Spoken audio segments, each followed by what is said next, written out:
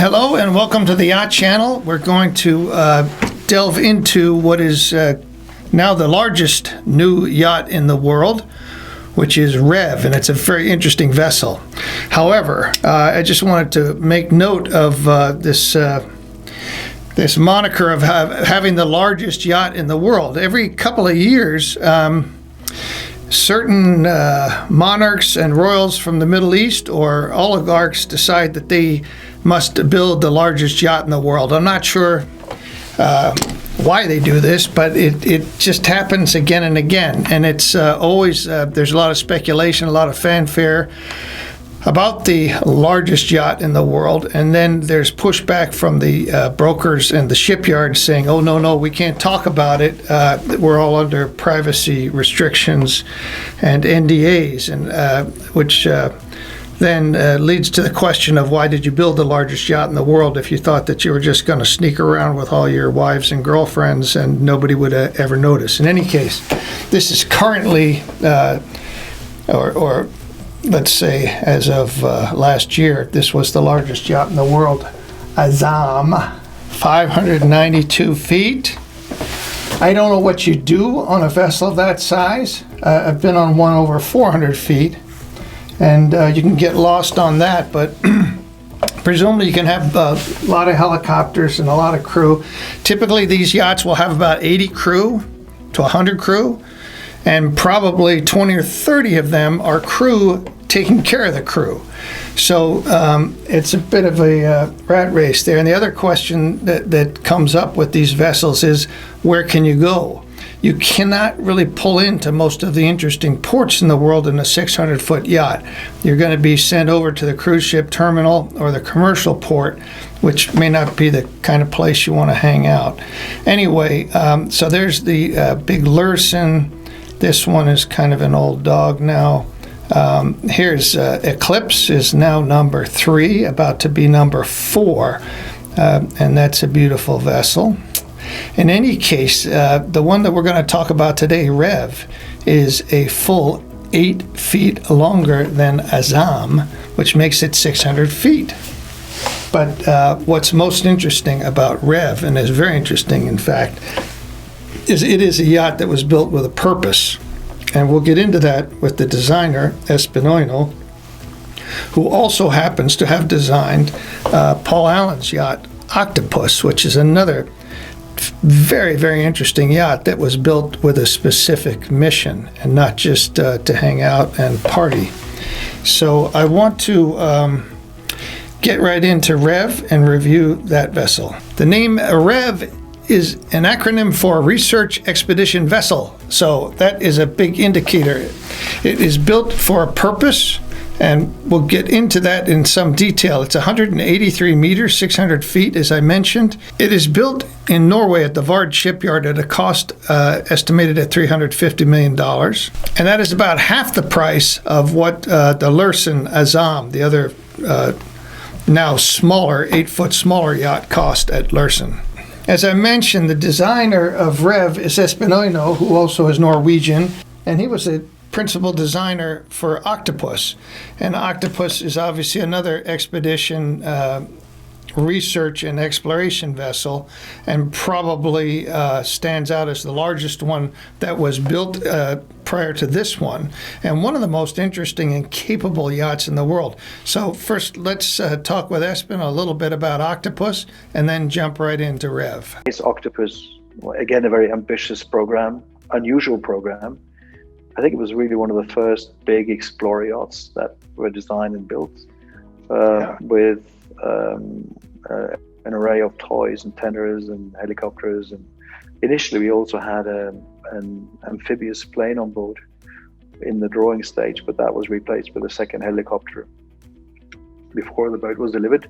So that was an extremely interesting project as well, with very complex and also a completely different approach to the whole project management and the interaction with the owner, which was completely different. Big teams of particularly of IT people who were involved from the outset, and it was a very, very advanced vessel in many respects, particularly with regard to the layout, with all the tenders and helicopters and submarines and ROVs, but also in terms of the IT infrastructure at the time. I still remember the figure of 54 tons of AV IT equipment on board, which seemed monumental at the time, and still by today's standard, I think it's pretty monumental. The technological breakthroughs on Octopus were in the IT sector more than the ship itself. We had a huge IT room on the lower deck and local equipment rooms on each deck. And each cabin had, I think, something like 64 connections to the AV IT system. For artwork where there were touch screens that you could just go in and check who the artists were and everything. It was amazing. It was so far ahead of its time. And then, of course, the basic architecture of the vessel with the big stern dock, because one of the requirements from the client was for all of the toys and tenders and helicopters to be out of view when stowed. So all the tenders had to be basically hidden. So the whole aft ship, basically aft or midship, is about storage of tenders on either side, coming up with the unique layout for the big stern dock, which is over 35 meters long, where you can store the big tender inside and the sub and the travel lift and everything. Quite complex engineering, and I must say that the shipyard did an amazing job in actually engineering this, taking it from a concept to a fully working vessel. Fast forward again to REV. Yep, to REV, which is another big explorer yacht. The biggest of all. The biggest of them all, yes. The mother of all explorers, at least for now. Yes, again, diesel electric, again with shaft lines and props and rudders and stern thrusters. Interestingly enough, we could have adopted pods here, but one of the many considerations that were made was the electromagnetic fields that are created around the pods because the basic in the Azipods, the electric motor is actually in the pod, i.e. in the water. This was the kind of a concern that, to be very frank with you, I had not personally considered before, but it was brought up at an early stage. And it was also felt that it would be better to go with shaft lines and props driven by two electric motors. So we have a diesel electric system as on Octopus, but we're also hybrids. So we have a big battery back, which will enable us to go at reduced speed for a certain amount of time, or stay stationary and catering for all the hotel loads with batteries, so as to comply with new rules and regulations coming in to force in 2025. That part aside, there are many other interesting aspects of REV, which has made it an extremely interesting project to work on. First of all, the owner who really has a vision as to what he would like to do from day one, and working with him and his team, he's built up a formidable team back home in Norway with great specialists from all around the world, and who are working closely with different scientific communities and colleagues that actually are already operating research vessels. The idea is to have a collaborative approach and sharing experiences, and also sharing the data that will be collected on this vessel during its lifetime. So one of the conditions for actually getting access to REV will be that you'll have to share the data with the scientific community. And that's another pillar in this whole approach. It's an ocean data center all this is an effort to combat climate change, acidification of the waters, of overfishing, climate change in general, but of course higher temperatures and general pollution. So the vessel has incredible facilities for scientific work, including many labs, wet labs and dry labs, media labs, trawling facilities for pelagic trawling down to 6,000 meters, submarine, REV, AUVs, autonomous underwater vehicles, and also classrooms and facilities for bringing local people on board when she's visiting part of the world, so that children in particular, but students can contribute to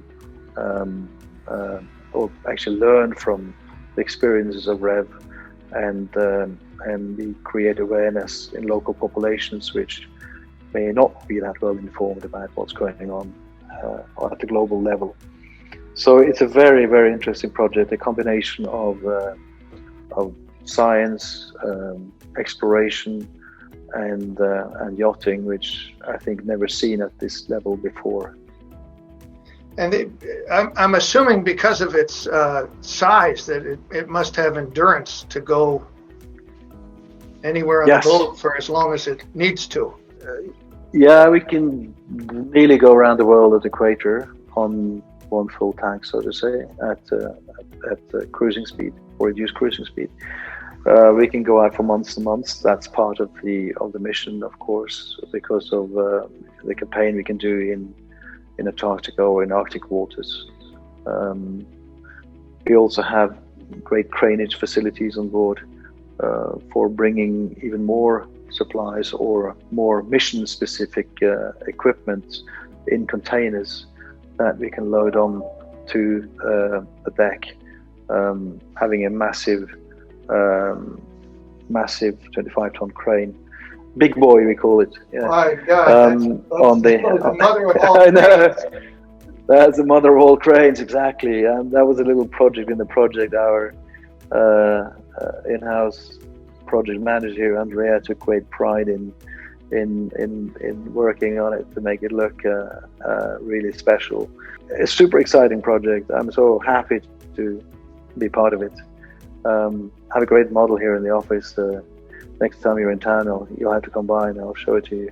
Oh, great. Obviously, its mission is the primary thing rather than any sort of breakthrough. Of course, we try to make her as sustainable as possible within the given parameters of being able to basically travel the world and spend long periods of time unassisted in remote areas. We have optimized the hull for low resistance. We are operating at a fairly low crude number, which means that in relation to the length of the vessel, we're operating at a relatively modest speed, which makes a huge difference in fuel burn. Detailed design of the bulbous bow is very particular. Shipyard was optimizing that to make sure there would be no interference with the sonars. So yeah, watch this space. Please subscribe to our channel if you like these little reports, and I look forward to seeing you here again soon on another topic.